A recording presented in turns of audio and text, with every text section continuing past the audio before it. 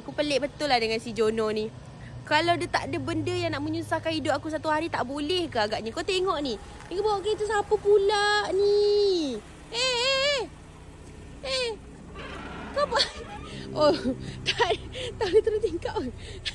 Ha? Kenapa pelik? Kau kenapa? Tak, kau pun masalah kau. Kau datang ni bawa kereta siapa pula kau ni? Kau nak apa? Kau kalau tak ada benda menyusahkan hidup aku satu hari, tak boleh Kau tahu tak kereta ni dalamnya ada apa? Apa? Kau nampak je macam ni kan? Ha? Ada lipas. Ada lipas? Aku nampak ada sotong ni. Sotong ada. Sotong ni, lipas ada. Lipas pun ada? Aku nak buat pembasuh lipas boleh tak? Kau nak bawa lipas? Ni?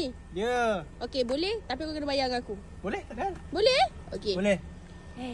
Demi nak basmi lipas sanggup bayar tu. Korang yang mendapatkan, tengok dekat beg kuning. Korang nak tengok hasil kereta ni, korang tunggu sekejap lagi. Yang paling penting korang dapatkan beg kuning. Harga satu tin 60, dua tin macam 60. Tapi ambil combo, lagi jimat, lagi berbaloi. Tengok dekat beg kuning, okey?